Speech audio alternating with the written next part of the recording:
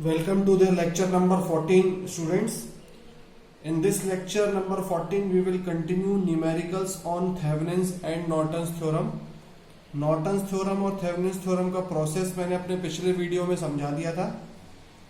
अब इस वीडियो में न्यूमेरिकल करेंगे तो और भी क्लियर चीजें होती चली जाएंगी. ये दोनों थ्योरम्स का यूज करेंगे आज. Find the voltage drop across capacitor by Thevenin's and Norton's theorem. और क्वेश्चन है बुक मैंने आपको रेफर करी हुई है पंकज स्वर्णकार, आप उसमें से देख सकते हैं.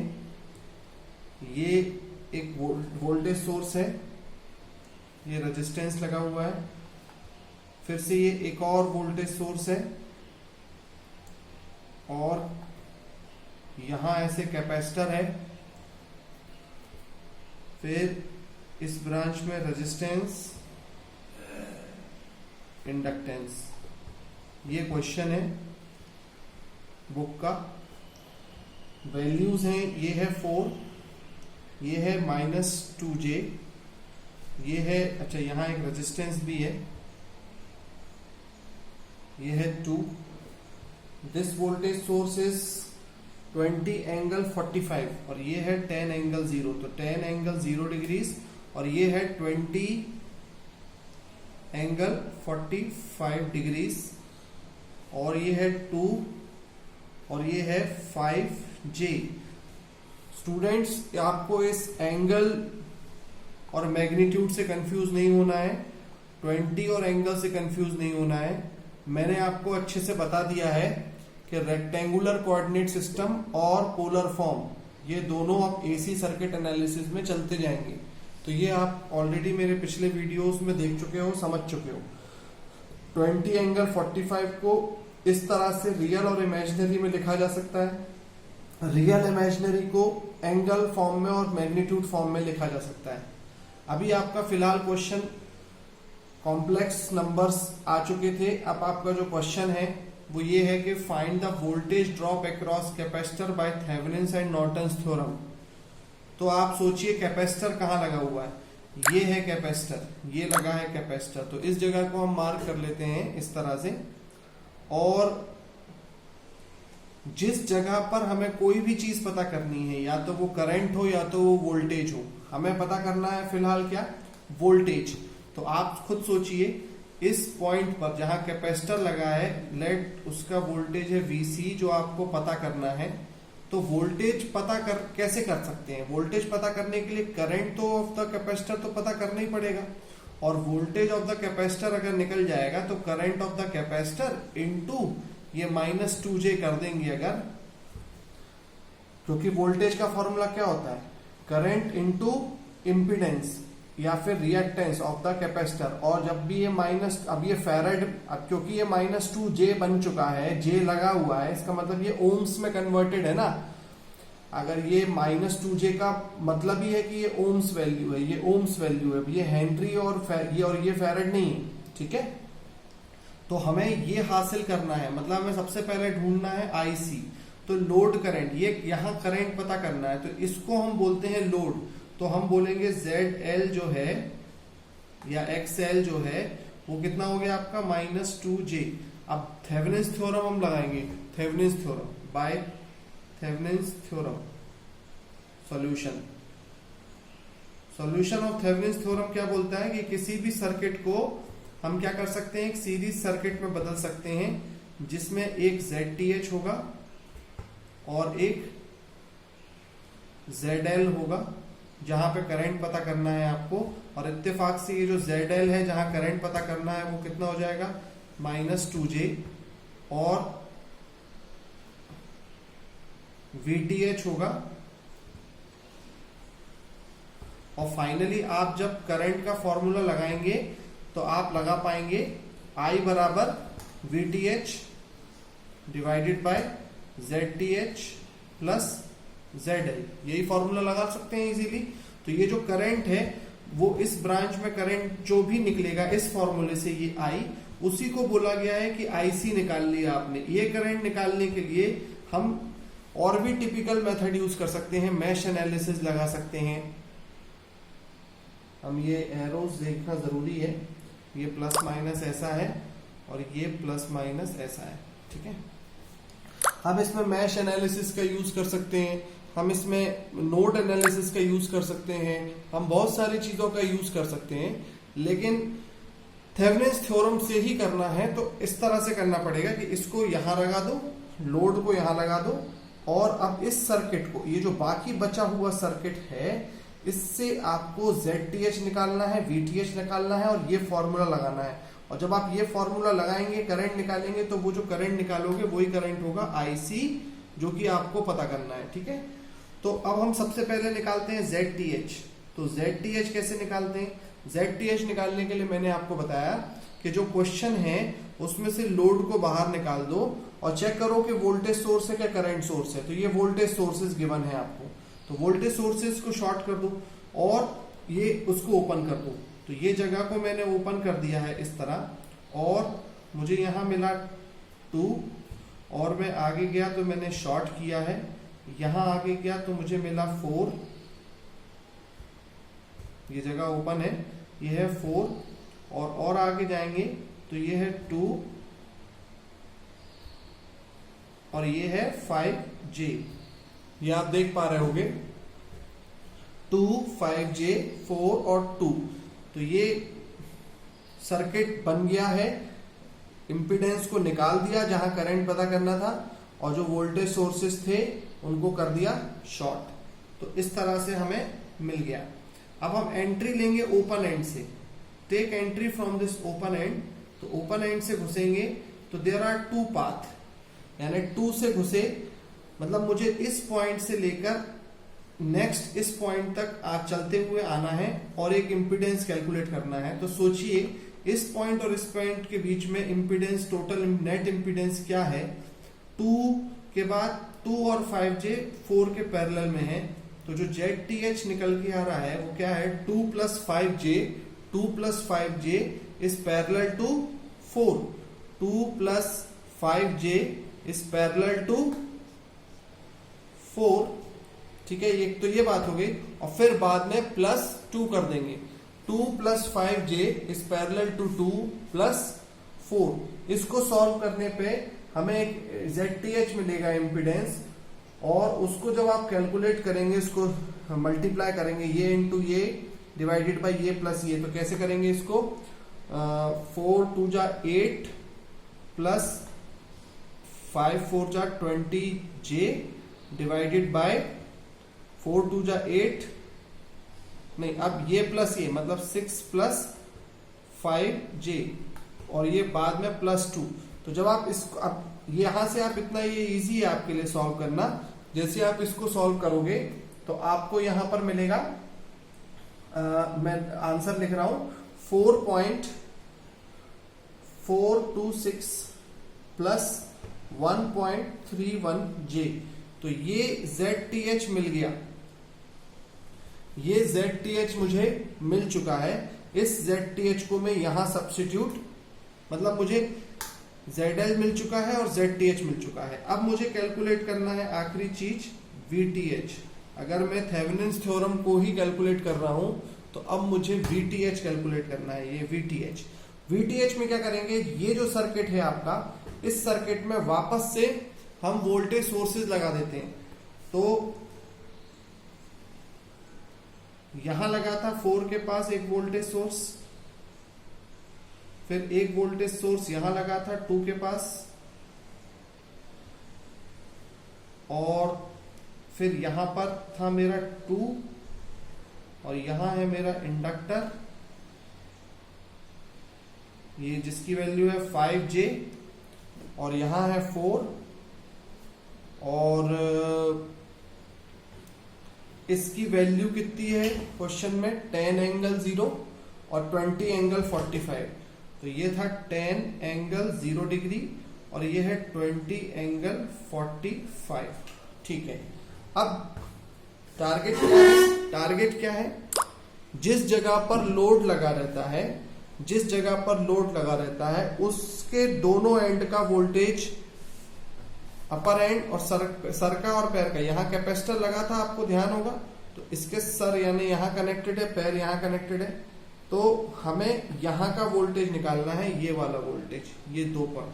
तो मुझे अल्टीमेटली ये वोल्टेज निकालना है। ये रेजिस्टेंस की वैल्यू थी 2, मुझे ये वोल्टेज निकालना है। देखो मैं पेन पर पॉइंट रख रहा हूं, ये वोल्टेज अगर आपको दिखाई दे रहा हो तो मुझे इस पॉइंट का वोल्टेज निकालना है, इस पॉइंट का।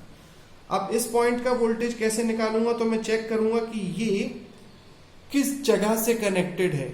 और क्योंकि जहां पर अभी फिलहाल ये कनेक्टेड है वो एक ओपन एंड है, वो एक ओपन एंड है, तो कोई करंट फ्लो नहीं कर रहा है यहां पर। लेकिन ये पॉइंट कहां से कनेक्टेड है, अब देखो ध्यान से, तो ये पॉइंट है यहां कनेक्टेड, ठीक है। तो क्या इस ब्रांच में करंट फ्लो हो रहा है? इस पूरे सर्किट में हमें एक ही क्लोज लूप दिखाई दे रही है, और वो है ये प्लस माइनस है, और वो है ये इस तरह से। सही बात है कि नहीं? तो मेरा मतलब ये हुआ कि अगर मैं यहां का वोल्टेज पता कर लूं, ये इस जगह का वोल्टेज, और उस जगह का वोल्टेज ही इस जगह का वोल्टेज होगा, लेकिन ये तब होता जब ये 20 एंगल 45 की बैटरी नहीं लगी होती। अब क्योंकि ये 20 एंगल 45 की बैटरी यहां पर लगी हुई है, इस वजह से मुझे क्या करना होगा, ये देखो कुछ ऐसा, मैं आपको समझाता हूं अच्छे से। और मैंने लास्ट वीडियो में बताया था कि कई लोग ये सोचते हैं कि 10 एंगल 45 सर यहां लगा हुआ है इस पॉइंट से, तो इसका वोल्टेज 10 एंगल 45 है, लेकिन जो कि गलत है, क्योंकि यहां पर इसके सीरीज में 4 लगा है, तो हम 4 को ऊपर भी शिफ्ट कर सकते हैं। तो मैं ऊपर ही शिफ्ट कर देता हूं ताकि आपको क्लियरिटी रहे। ये कंफ्यूज करने के लिए होता है, क्योंकि स्टूडेंट एक अप्रोच बना लेता है कि उसको ऊपर तरफ करंट लेना है। तो ये 4 हो गया, और ये है आपका 10 एंगल 0 डिग्री। तो अब 10 माइनस, लेट अस अज्यूम एक ही क्लोज लूप है, तो हम अज्यूम कर सकते हैं कि करंट यहां आई होगा, तो 10 माइनस 4 इंटू आई कर देंगे अगर हम, तो मुझे 10 और आई जो भी करंट इस ब्रांच में निकलेगा, 10 माइनस 4 आई के वोल्टेज को अगर मैं माइनस कर दूंगा तो मुझे यहां का वोल्टेज मिल जाएगा। तो वो वोल्टेज हो गया, मान लो ये वाला इस पॉइंट का वोल्टेज, और इस पॉइंट के वोल्टेज को मैंने बोल दिया VA, तो ये VA हो गया। अब स्टूडेंट्स मान लीजिए ये बैटरी नहीं होती, ये बैटरी अभी नहीं होती, तो जो VTH होता ना वही VA होता, हमारा क्वेश्चन बहुत इजीली सॉल्व हो गया होता। लेकिन क्योंकि ये बैटरी लगी हुई है, सोर्स लगा हुआ है, तो हमें ये चेक करना होगा इसका डायरेक्शन क्या है। हम यहां का वोल्टेज निकाल चुके हैं, इसका डायरेक्शन अगर ऐसा दिया है प्लस माइनस, तो VA माइनस इसकी बैटरी करनी पड़ेगी, तब जाके यहां पहुंच पाएंगे। कई लोग सोच रहे होंगे कि इस 2 का क्या, तो इस 2 की कोई वैल्यू नहीं है, क्योंकि यहां पे करंट फ्लो नहीं हो रहा। तो VA माइनस ये बैटरी करेंगे तो यहां पहुंच पाएंगे। और अगर ये बैटरी का डायरेक्शन ऐसा और ऐसा होता, तो VA और VA के साथ ही ये प्लस का डायरेक्शन भी है, प्लस का डायरेक्शन भी है, तो VA प्लस ये बैटरी होता। तो कहने का मतलब ये है मेरा कि अभी तो हमें पहले तो I निकालना है, ठीक है, और फिर फाइनली हम VTH कैसे निकालेंगे। VTH अब निकलेगा जो VA होगा, VA जो यहां से निकालोगे VA माइनस, क्योंकि ये क्वेश्चन में कैसा गिवन है डायरेक्शन, प्लस माइनस ऐसा डायरेक्शन गिवन है, तो VA माइनस 20 एंगल 45। और VA कैसे निकलेगा, VA कैसे निकलेगा, VA के लिए ये इक्वेशन लगेगी, ठीक है। और I कैसे निकलेगा, तो I ऐसे निकलेगा कि ये है क्लोज लूप, तो I की इक्वेशन मैं निकाल के बता रहा हूं आपको कि इस स्मॉल क्लोज लूप में एक बैटरी है और रेजिस्टेंस कितना है 4, 2 और 5J। तो मैं सीधा लिख देता हूं 10 angle 0 divided by 6 plus 5J। तो यहां से आपको ये करंट मिला। इस करंट की वैल्यू को सॉल्व करके, जैसे इस करंट की वैल्यू को हम यहां पुट करेंगे, उस करंट को माइनस करेंगे तो VA मिलेगा, और जो वैल्यू मिलेगी VA उसमें से ये माइनस करेंगे तब जाके हमको मिलेगा VTH, वोल्टेज अक्रॉस दिस। एक बार VTH मिल गया, एक बार VTH मिल जाएगा, तब जाके हम करंट का फॉर्मूला लगाएंगे। जो निकाला VTH वो divide by ZTH plus ZL। ये क्वेश्चन 7 मार्क्स का होता है, लेकिन अभी भी इस प्रॉब्लम्स में डिपेंडेंट सोर्सेज आने वाले हैं। डिपेंडेंट सोर्सेज का न्यूमेरिकल करना एक अच्छा टास्क होता है स्टूडेंट्स। अगर वो आप सीख गए तो आप गेट के प्रॉब्लम क्रैक कर पाएंगे। और ये प्रॉब्लम्स में गेट के एग्जाम में सिर्फ और सिर्फ ZTH या VTH की वैल्यू निकालने पूछा जाता है, और आपके RGPV या यूनिवर्सिटी एग्जाम में इस तरीके से प्रोसेस पूछी जाती है पूरा, जिसमें आपको सॉल्व करके शो करना होता है। ठीक है, तो यहां से आप मुझे लगता है कंटिन्यू कर लोगे। VTH की वैल्यू मैं फाइनली आपको जो सॉल्व होके निकलेगी आंसर, आप कैलकुलेट करिएगा कि वो आपसे कॉम्प्लेक्स नंबर में मिल रहा है कि नहीं। जिसको कॉम्प्लेक्स नंबर का कैलकुलेशन नहीं आता है वो कॉम्प्लेक्स नंबर का कैलकुलेशन सीख सकता है मेरे से डाउट क्लासेस में। जो हमारे अभी डाउट क्लासेस होंगे उसमें आप सीख सकते हैं। अभी फिलहाल मैं आपको ये बता देता हूं VTH कितना निकला। VTH निकलेगा 13.53 एंगल माइनस 126.61 डिग्रीज। तो ये VTH निकलेगा। और फाइनली आप I निकालोगे तो I निकलेगा आपका, करंट ऑफ द कैपेसिटर निकलेगा आपका -1.407 माइनस 2.67 J, ये करंट निकलेगा। और फिर इस करंट को जब आप -2J से मल्टीप्लाई कर देंगे, जो करंट निकाल लिया है आप उसको -2J से मल्टीप्लाई करेंगे, तब तो जाके वोल्टेज ऑफ कैपेसिटर निकलेगा।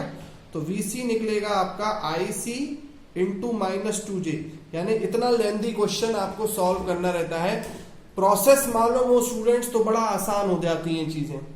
तो क्वेश्चन आपको ये है, अभी मैं एक प्रैक्टिस करने के लिए क्वेश्चन और दूंगा। अब इसको पहले अपन नॉर्टन्स थ्योरम से कर लेते हैं। और इस क्वेश्चन में थेवेनिन्स थ्योरम का टास्क ही ये होता है कि एक इक्विवेलेंट सर्किट बनाया जाए ZTH और VTH जिसमें हो और ZL हो, जिसके अक्रॉस करंट पता करना है वो बस लगा हो, और बाकी पूरे सर्किट को एक ही इक्विवेलेंट में कन्वर्ट कर दो, जिसमें ZTH अक्रॉस दी लोड निकालो। अक्रॉस दी लोड हमने देखो ये निकाला था, अक्रॉस दी लोड ZTH कि मतलब इसके अक्रॉस पूरा इंपीडेंस कितना है और उस जगह पर वोल्टेज कितना है, वो VTH है। तो any circuit can be, any complicated numerical और any circuit can be transform into a simple series circuit by the Thevenin's theorem. अब पैरेलल सर्किट क्या था? पैरेलल सर्किट होता है मेरा नॉर्टन्स थ्योरम। उस नॉर्टन्स थ्योरम को अब मैं बताता हूं आपको। यहां पर नॉर्टन्स थ्योरम में और थेवेनिन्स थ्योरम को एक साथ इसलिए चला रहा था क्योंकि आप जानते हैं कि मेरे लिए बहुत ZTH और ZN आपको समझाना था कि वो इक्वल होता है, तो ध्यान होगा आपको।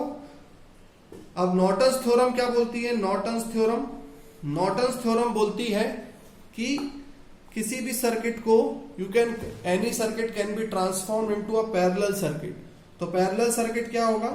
पैरेलल सर्किट में आपका है ये ZL लोड जिसमें करंट पता करना है, और वो वैल्यू है आपकी -2J, यानी जो जिसमें करंट पता करना है वो तो सुरक्षित निकाल लो बाहर, और बाकी एक ZN कैलकुलेट करो, और फिर एक शॉर्ट सर्किट करंट कैलकुलेट करो। अब थेवेनिन्स थ्योरम में क्या होता था? हम VTH कैलकुलेट करते थे, और थेवेनिन्स थ्योरम में VTH, और अब नॉर्टन्स थ्योरम में हम I नॉर्टन, V थेवेनिन होता था, यहाँ I नॉर्टन। वहां लोड के अक्रॉस हम वोल्टेज निकालते थे। अब नॉर्टन्स थ्योरम में इस लोड के अक्रॉस इसको शॉर्ट करके करंट निकालेंगे, और ये जो ZN है ये ही ZTH होता है। यानी हमें दो बार मेहनत नहीं करनी। वैसे तो क्वेश्चन एक ही बार पूछा जाएगा, तो चाहे ZN एक बार निकालो चाहे ZTH निकालो, मेहनत तो रहेगी आपकी। तो ZTH हम निकाल चुके हैं। Now let us move to how to calculate I Norton. I Norton के लिए क्या करेंगे? जो सर्किट है ZTH में जो बनाया था उसमें सोर्सेज लगा देंगे। तो ये देखो, ये मैंने लगा दिया है 4, यहां लगा दिया मैंने 10 एंगल 0 डिग्री। अब मैं यहां लगा देता हूं 5J, यहां लगा देता हूं 2। ये जानबूझ के मैंने किया स्टूडेंट्स, क्योंकि इस सीरीज में चाहे ऊपर करो चाहे नीचे करो कोई फर्क नहीं पड़ता। हम चाहें तो यहां पर 2 लगा दें और यहां बैटरी लगा दें इस तरह, प्लस माइनस 20 एंगल। इसको बैटरी कहना गलत होगा क्योंकि ये एक AC सोर्स है। और फाइनली अब हमें क्या करना है इस क्वेश्चन में, इस जगह को शॉर्ट किया है। ओपन किया था VTH के लिए, अब शॉर्ट किया है। और शॉर्ट करने का क्या मतलब होता है, शॉर्ट करने का मतलब ये हुआ कि जब ये ओपन था तब यहां पर करंट फ्लो नहीं हो रहा था, अब ये शॉर्ट है तो इसमें से करंट फ्लो होगा। और इस शॉर्ट सर्किट करंट को ISC को ही बोला जाता है IN। तो मेरा टारगेट है ये वाला करंट मुझे पता करना है। ओके, अब ये करंट कैसे पता करूं, तो 2 मैश आ गई है मेरे सामने। तो 2 मैश आ गई है तो मेरे लिए एक ही रास्ता है बहुत अच्छा इजी, कि मैं लूप मेथड यूज कर लेता हूं। तो लूप मेथड में एक करंट अज्यूम कर लेता हूं I1, एक करंट अज्यूम कर लेता हूं I2। तो जो इस मैश में अज्यूम किया I1, तो चलो उस I1 का संबंध इस लाइन से, शॉर्ट सर्किट लाइन तक से दूर दूर तक नहीं है। और जो I2 अज्यूम किया है वो चेक करो कि I2 जो मैंने अज्यूम किया है इस ब्रांच में, वो करंट जो मैंने ऐसी डायरेक्शन में अज्यूम किया है उसका करंट इस जगह पे फ्लो हो रहा है। तो जो IN है वही I2 है। कहने का सेंस ये है I2 जो होगा वही एक तरीके से I नॉर्टन होगा। तो मैं मैट्रिक्स मेथड यूज कर लेता हूं, matrix divided by a matrix. 2 loop हो गई, इंपीडेंस मैट्रिक्स बनाऊंगा। फर्स्ट लूप में जहां जहां I1 जा रहा है वहां पर मैं जिस जगह I1 जा रहा है उस जगह में क्या करूंगा, चेक करूंगा I1 कहां जा रहा है। तो I1 जा रहा है 4 में, 5J में और 2 में। तो यहां आ जाएगा Z11 की जो पोजीशन है वहां पे फर्स्ट लूप का इंपीडेंस आ जाएगा। तो वो हो जाएगा 6 + 5J।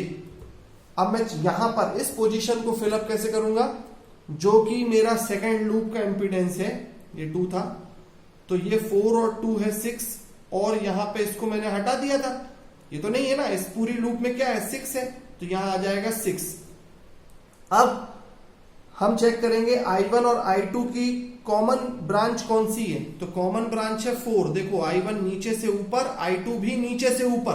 देखो I1 का पूरा घुमाव देखो ऐसा है और नीचे से ऊपर है। I2 का भी घुमाव देखो नीचे से ऊपर है। मतलब 4 में दोनों I1 और I2 करंट नीचे से ऊपर की ओर जा रहे हैं। इसका मतलब I1 हम 4 को पॉजिटिव लेंगे, +4 अब हमें I2 पता करना है। I2 तो अगर मुझे I1 पता करना होता तो ये वाली जगह को मैं खाली रखता, ये वाली जगह को, और ये जगह को 4 और 6 से भर देता। लेकिन मुझे I2 पता करना है, तो मैं इस I1 अगर मुझे पता करना होता है तो मैं ये जगह खाली रखूंगा, और I2 पता करना है, ये जगह को खाली रखूंगा I2। ये I2 पता करना है ना, तो यहां पर रिप्लेसमेंट करेंगे वोल्टेज सोर्सेस का। तो 6 + 4J, 5J और 4, तो 6 + 5J और 4, ये जो का त्यों ऐसे ही लिख दिया मैंने। और यहां पर मैं क्या पुट करूंगा, यहां करूंगा मैं फर्स्ट लूप का वोल्टेज ऊपर, सेकंड लूप का वोल्टेज नीचे। तो फर्स्ट लूप का वोल्टेज है, करंट की डायरेक्शन देखो मेरी, जैसा मेरा करंट का डायरेक्शन है उसी डायरेक्शन में +- भी है। तो ठीक है, ये हो गया +10 एंगल 0 डिग्री।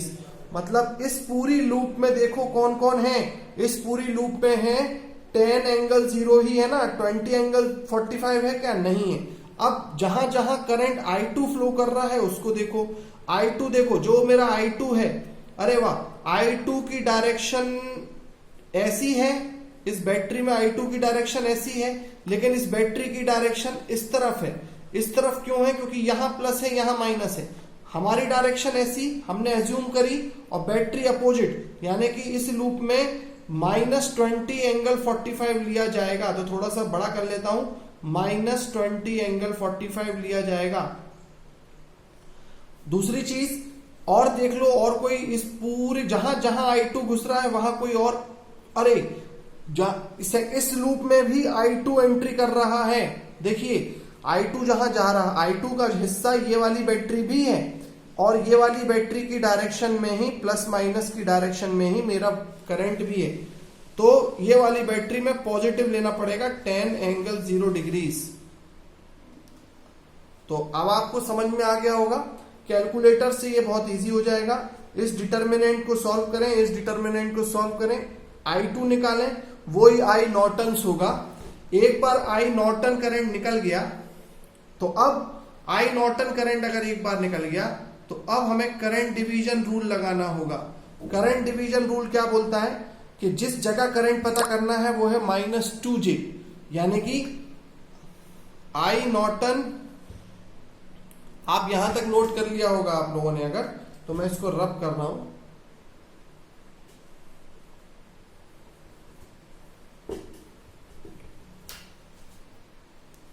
अब आपने I नॉर्टन निकाल लिया है, तो करंट डिवीजन रूल क्या बोलता है कि मेरे को पता क्या करना है, ये वाला करंट, ये ब्रांच, मतलब I नॉर्टन जो निकाला आपने, उसका एक हिस्सा यहां गया, एक हिस्सा यहां गया, और करंट डिवीजन रूल हमेशा दो ही पैरेलल पाथ में लगता है। तो इस हिस्से का करंट पता करना है, तो इस हिस्से का करंट कैसे पता करेंगे? उसके लिए I नॉर्टन इनटू जो जिस ब्रांच में करंट, नीचे डिनोमिनेटर में Zn प्लस ZL और ऊपर Zn लिख देंगे, मतलब जहां पर करंट पता करना है उसके अपोजिट ब्रांच वाले को ऊपर लिख देते थे। तो ये जो सॉल्यूशन होगा, ये वो करंट होगा IC जो हमें पूछा गया है, जो हमने थेवेनिन्स थ्योरम में IC कैलकुलेट करने के लिए मेहनत करी थी। नॉर्टन्स थ्योरम में ऐसे करनी पड़ेगी मेहनत, और फाइनली IC इंटू 2J कर देंगे तो आपको वोल्टेज मिलेगा। अब I नॉर्टन्स करंट कितना निकला है वो मैं आपको बता देता हूं। I नॉर्टन सॉल्व करके निकलेगा, I नॉर्टन सॉल्व करके निकलेगा -2.345 -1.76 J। तो इसको आप समझ गए होंगे प्रोसेस को। अब मैं आपको एक प्रैक्टिस के लिए एक होमवर्क दे रहा हूं। This was a very good question.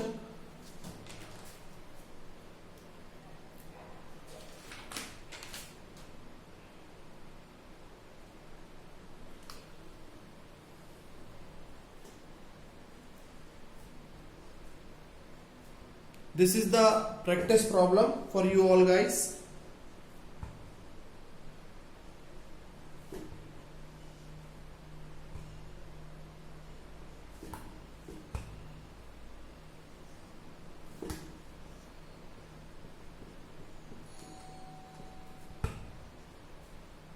ये वोल्टेज सोर्स है, this is 4, this is -3J, this is 2, this is 3J, और this is 3, and this is a voltage, और इस वोल्टेज की वैल्यू है 17 angle -8 degrees plus minus 17 angle -8 degrees. आपको इस जगह करंट पता करना है। 2 में you have to find the current by Thevenin's and Norton's theorem.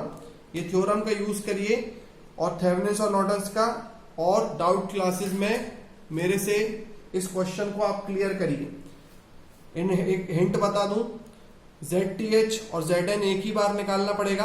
तो एक बार इसको ओपन करेंगे और इन दोनों वोल्टेज सोर्स को शॉर्ट करेंगे, तो ZTH बहुत आसानी से निकाल लेंगे आप लोग, और वो ही होगा आपका Zn। अब VTH निकालने की बारी आएगी, तो VTH के लिए इसको ओपन करोगे तो देखो 2 क्लोज लूप हैं अब। और पिछली बार क्वेश्चन में 1 लूप थी, कहीं इस बार 2 लूप आ गई, तो क्या कर सकते हैं, कोई प्रॉब्लम नहीं। तो ये इस लूप में और इस लूप में इस जगह का चेक करना पड़ेगा कि यहाँ का वोल्टेज, ये वोल्टेज किस जगह कनेक्टेड है, ये पॉइंट, ये पॉइंट कनेक्टेड है यहाँ, और ये पॉइंट कनेक्टेड है यहाँ। तो इन दोनों पॉइंट्स के वोल्टेजेस अगर हम निकाल लें और उन्हें माइनस कर दें, तब जाके VTH निकलेगा। और जब शॉर्ट सर्किट करंट IN निकालने की बारी आएगी तो इसको शॉर्ट करके इस शॉर्ट सर्किट पाथ पे कितना करंट फ्लो हो रहा है वो निकालना पड़ेगा। I hope it is clear to you all. और इस तरीके से VTH और IN निकालिए और डिस्कस कीजिए मुझसे डाउट क्लास में। I hope you all are well students, fine. आप अपनी हेल्थ का भी ध्यान रख रहे हैं और ये प्रैक्टिस भी चालू रखिए। Okay, thank you.